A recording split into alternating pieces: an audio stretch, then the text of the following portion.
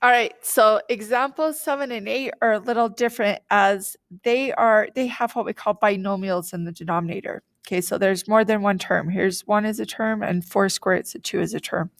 So when that happens, this is a little different. You can't just multiply it by the square root of 2 because you'd have to multiply this 1 by the square root of 2, and then we've got another radical in the denominator. So what you're going to do right here, this is going to be really cool. You're going to love how this works out, but you're going to multiply it by what we call the conjugate of the denominator.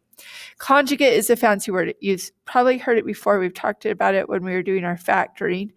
Our difference of squares are always conjugates, and it kind of plays into what we have here. So I'm going to go ahead and just put those in parentheses right here. But the conjugate, you're going to use the same value. So 1 is your first term, and 4 squared roots of 2 is the second term. But conjugate means you do the opposite operation. So if that was subtract, you're going to add it right here. Okay, and again, you've got to multiply the top and the bottom by that. So that way we're just really multiplying by 1, which is okay. All right, let's watch how cool this is. Now you have to do a few multiplications, but you're going to see how fun this is. So this one term, I just have one term in my numerator. It's going to distribute to both terms. So 2 squared roots of 3 times 1 is still 2 squared roots of 3. And then 2 squared roots of 3 times 4 squared roots of 2, multiply outside. So 2 times 4 is 8. And inside 3 times 2 is 6 right there. So that's what we have on the top. Again, it's fine to have radicals on the top. We just don't want them in the bottom. Now, look what happens. This one, now we have to do 4 multiplications. You've got 2 terms or a binomial multiplied to a binomial. So you got to do 4 multiplications, but this is really cool. 1 times 1 is 1. 1 times 4 squared roots of 2 is 4 squared roots of 2. Now you're going to distribute your negative 4 squared roots of 2. So negative 4 squared roots of 2 times 1 is negative 4 squared roots of 2. Do you see what's happening? If not, hang on and we'll show you. And now this part, again, multiply outsides by outside. So negative 4 times 4 is negative 16. And then square root of 2 times square root of 2, they're both under the radical. So 2 times 2 is 4. All right, look what happened here. We've got this 2 square roots of 3 plus 8 square roots of 6. Now look at those.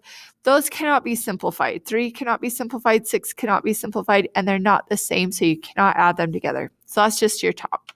However, look in the denominator right here. Notice you've got a positive 4 square roots of 2 and a negative 4 square roots of 2.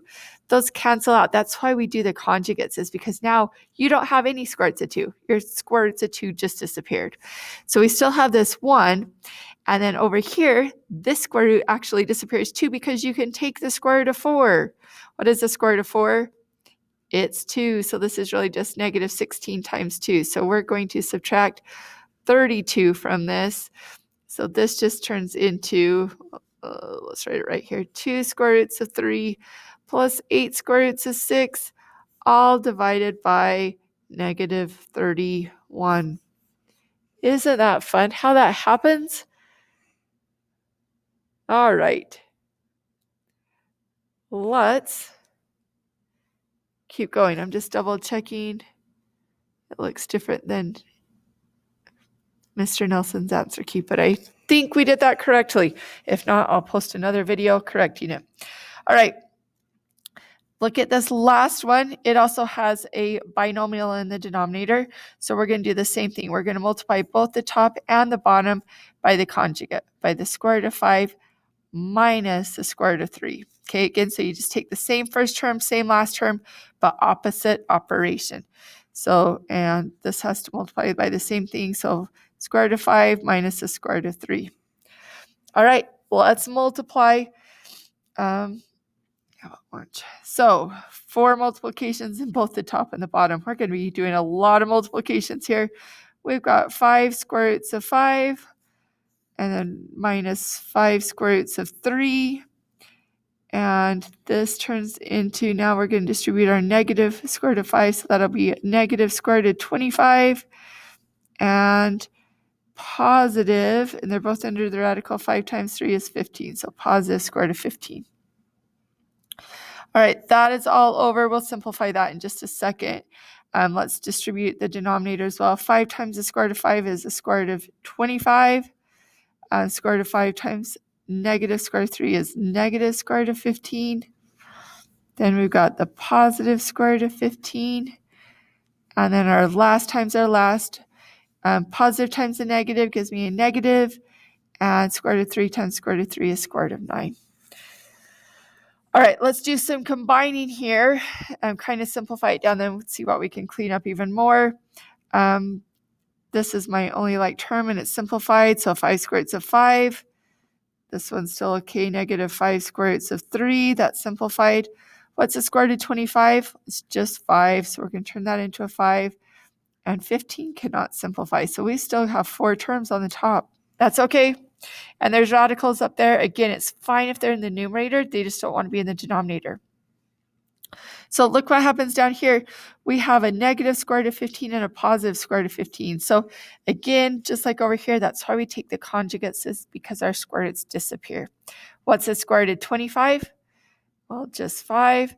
What's the square root of 9? Just 3. And so this goes to this whole long 5 square roots of 5 minus 5 square roots of 3 minus 5 minus plus square root of 15, all divided by 2. And you're done. Happy day. All right. Again, let me know if you have got any questions on the homework, and I can make some more videos.